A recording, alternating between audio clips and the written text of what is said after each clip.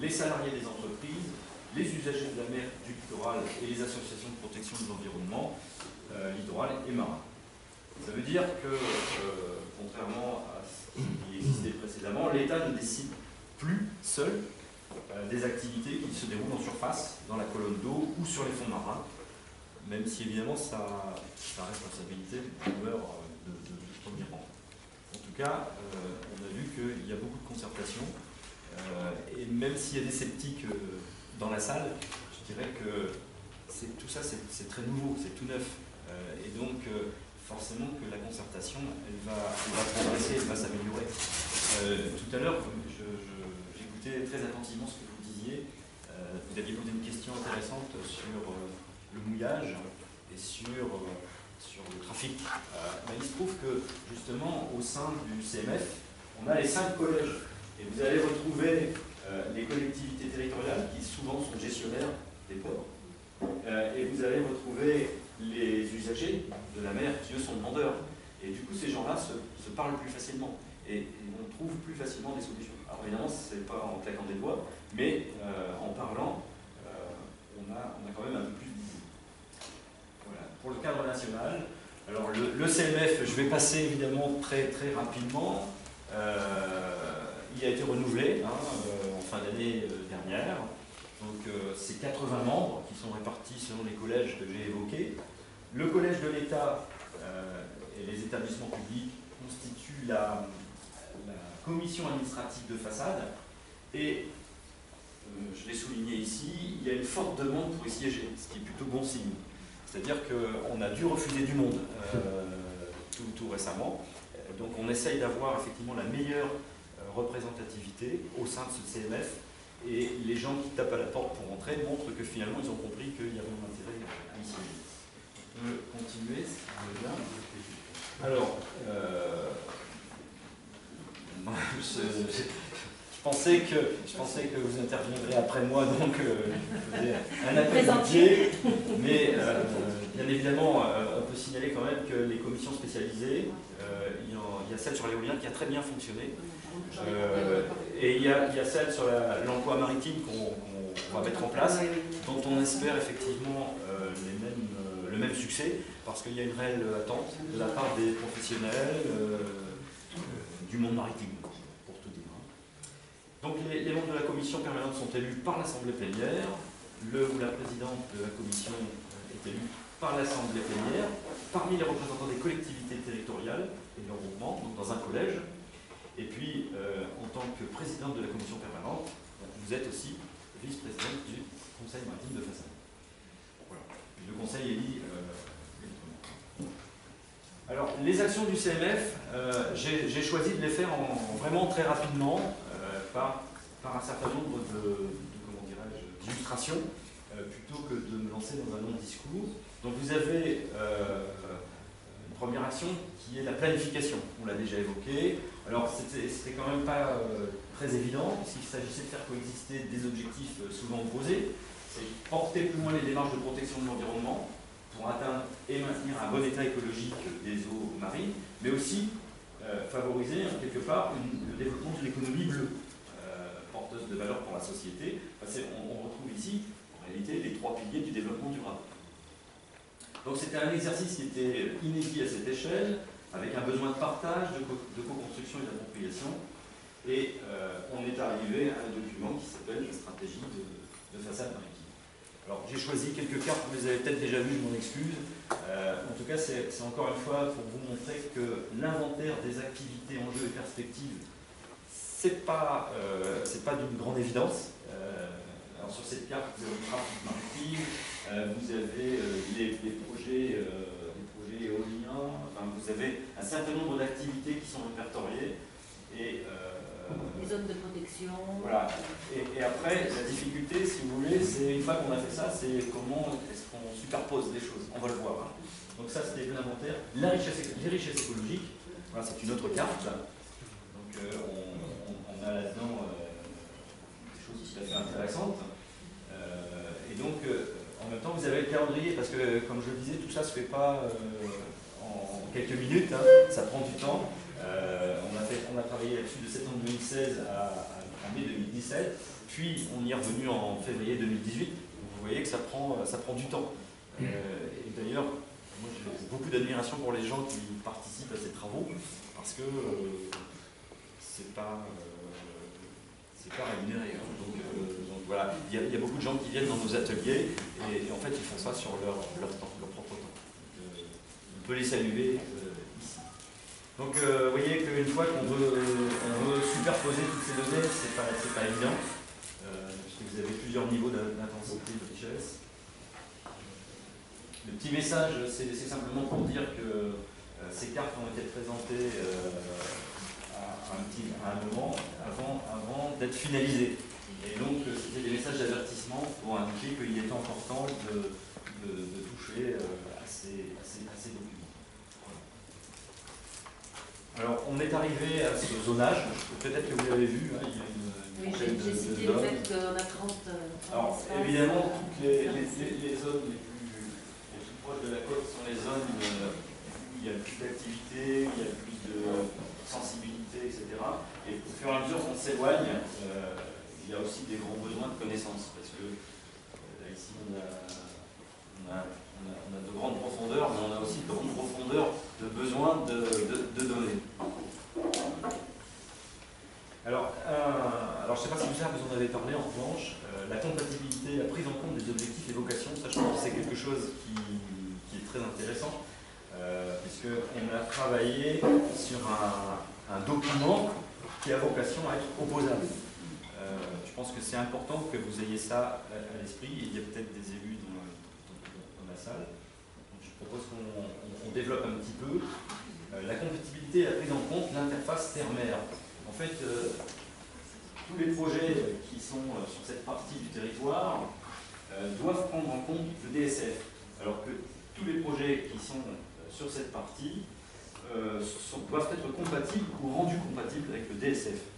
Alors ça veut dire quoi? Ça veut dire que quand vous avez un projet ici, vous devez prendre en compte le DSF, le document stratégique de façade. C'est-à-dire qu'on n'a pas fait un document pour le plaisir de le faire, on a fait un document qui doit nous aider à éviter que les projets compromettent finalement le bon état écologique de notre environnement.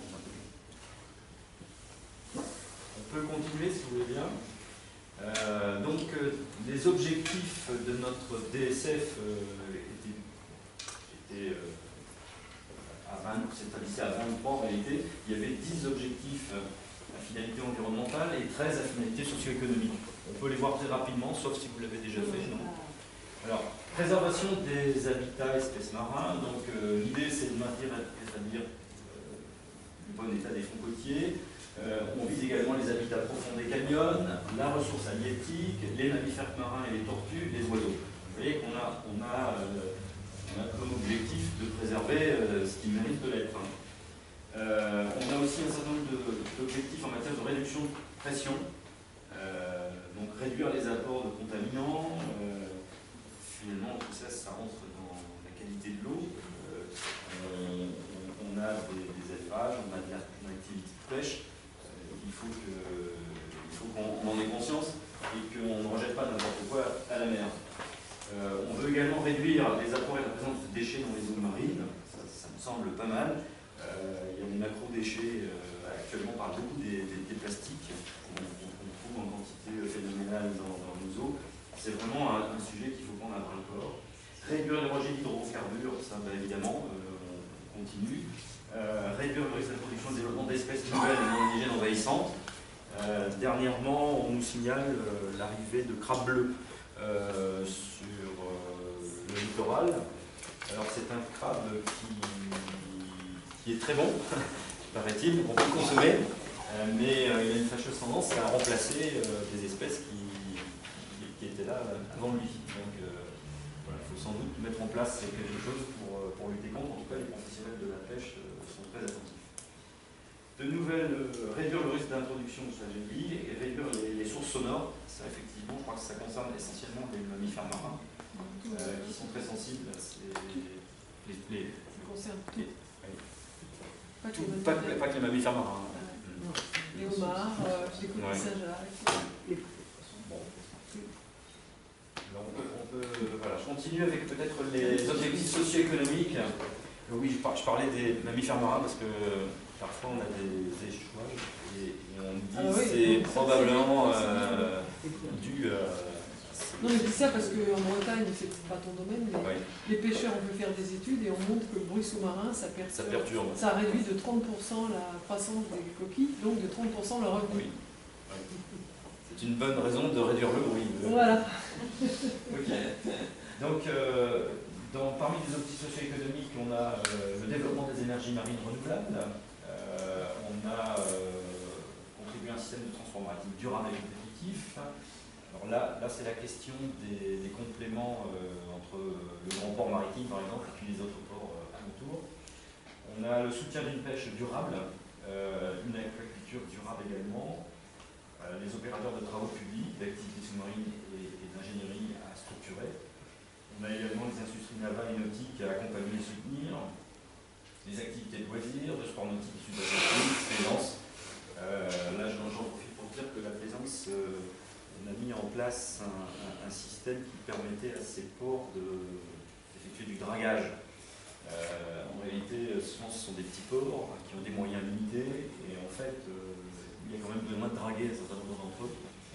Et on a trouvé un levier qui a permis d'associer différents ports de manière à ce qu'ils puissent faire des choses qu'ils ne pouvaient pas faire seuls. Donc on a eu cet effet, je dirais, de favoriser une action qui était nécessaire et qui en même temps n'était pas possible seule. Donc ça, c'est plutôt intéressant. Et enfin, accompagner l'économie du tourisme, on arrive au sujet. Les derniers objectifs transversaux, ce qu'on veut, c'est protéger, préserver, mettre en valeur les paysages et le patrimoine, concilier le principe de libre accès aux besoins fonciers des activités maritimes et littorales. Je ne sais pas si ça vous parle, mais on a souvent, un peu avant l'été, des reportages qui passent à la télévision où on voit le sentier des douaniers qui, à un moment, finalement est privatisé. Et donc, l'idée, c'est d'essayer de remettre ça en libre accès. Il y a aussi un certain nombre de besoins fonciers pour des activités maritimes. Je pense notamment aux cultures marines. On peut élever des coquillages, on peut faire des huîtres, on peut faire des moules, mais on a besoin aussi au moins d'un endroit où on va mettre ces ateliers. Il ne faut pas que les ateliers soient trop loin à l'intérieur des terres. Donc il y a des choses comme ça qu'il faut essayer de ménager. On peut peut-être revenir juste sur le tableau, je crois que c'est le suivant. Oui, donc ça c'était juste pour illustrer un petit peu ce que je vous ai donné, c'est un peu le catalogue des objectifs de préservation. Et donc, par exemple, pour l'activité plaisance, on a un objectif A5 qui est éviter la perturbation des herbiers. On a également un autre objectif A7 qui est réduire les perturbations des cartes physiques des habitats génériques aux activités. Ça veut dire que notre DSF, de son côté opposable, finalement, lorsque vous avez un projet, il faudra que votre projet mette en évidence qu'il va éviter la perturbation des herbiers. C'est-à-dire que si vous voulez faire un port sur un herbier, on vous dira non. Et si vous voulez, si votre projet cause une perturbation, une perte des habitats génériques ou des activités, on vous dira non également. Donc voilà, il faut trouver une solution pour faire vos projets en évitant ce qui n'aime pas faire. Voilà. C'était juste pour illustrer. Donc la hiérarchie des vocations, on peut passer assez rapidement là-dessus. Là également, parce que ces cartes, vous les avez déjà vues, peut-être sous un autre format. Et puis, je vais juste m'arrêter sur la conclusion, parce que, bon, on pourrait en parler pendant des heures. Je pense que, moi, en élaborant finalement cette présentation, je suis moi-même convaincu, je l'étais déjà avant, mais le Conseil maritime de Façade fédère le rassemblement de données. Il y a l'environnement, la flore, la faune, le vent, les richesses halieutiques, la pêche. Parce qu'en fait, il ne peut pas y avoir de travaux si on n'a pas ces données. Et donc le but, c'est bien de préserver l'environnement tout en développant une économie de l'eau. Les acteurs qui l'associent dans cette démarche sont présents à la fois dans les bassins, sur les bassins versants. Je pense aux collectivités, je pense à l'État, mais je pense aussi à l'agence de l'eau. L'agence de l'eau, qui, je le souligne au passage, est notre principal financeur. C'est-à-dire qu'on peut réfléchir à des actions à mettre en œuvre, etc. Mais ça a un coût, et je dirais que l'agence de l'eau nous est vraiment précieuse. Alors, les acteurs sont aussi présents sur le littoral, voire sur la mer, jusqu'à 12 000 quand c'est pas au-delà. Je pense aux entreprises maritimes, je pense aux scientifiques qui font des campagnes, et je pense à l'État, les bâtiments de la Marine nationale, les bateaux. Et donc, ils participent à une gestion intégrée de la mer et du littoral, qui, de mon point de vue, peut être relayée à des échelles plus modestes, mais au moins essentielles. Et je pense que c'est aussi pour ça que vous êtes là, c'est pour pouvoir porter ce message. Voilà, j'en ai terminé. J'espère que je n'ai pas été trop long.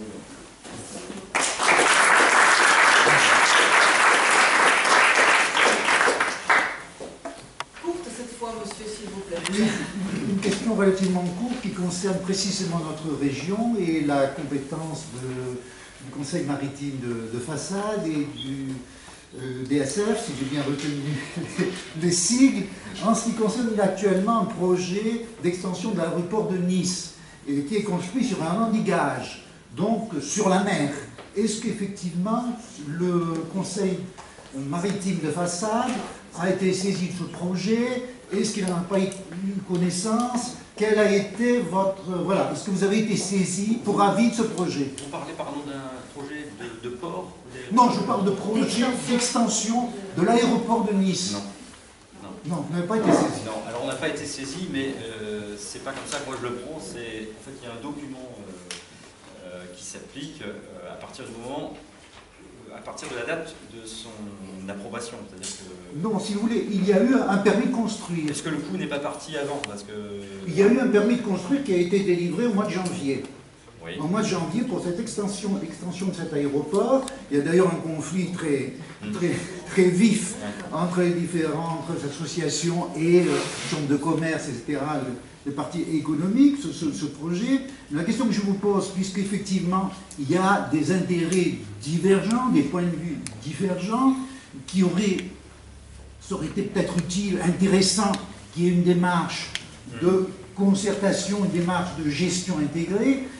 Vous confirmez qu'il n'y a pas eu de gestion intégrée, vous n'avez pas été saisi d'un tel projet. Voilà, on n'a pas été saisi, mais ça ne veut pas dire que le DSF n'ait pas été pris en compte. Parce que, oui, en fait, non, bien sûr, ça c'est une autre question. Ça c'est une autre question. Voilà, il y a un porté à connaissance de l'État. Le DSF s'applique. Oui. Comment? C'est-à-dire que sur ce dossier, ils ont été obligés d'intégrer les données que nous avons listées à l'intérieur de... Comment dire? Pour obtenir le permis, ceux qui ont donné le permis ont été obligés d'intégrer les obligations du DSF. Donc, tous ces paramètres, notamment au niveau de l'étude d'impact. Mais après, il y a un certain nombre de moyens, entre guillemets, de passer outre, entre guillemets aussi, tout en proposant des mesures compensatoires. C'est-à-dire que si, par exemple, sur de l'herbier de Posidonie, vous avez une extension portuaire, maintenant, on est sur une doctrine d'artificialisation zéro. Et donc, il n'empêche que sur un espace donné, on peut très bien avoir un besoin de confortement, voire d'agrandissement, parce que sinon on n'arrive plus à fonctionner, etc.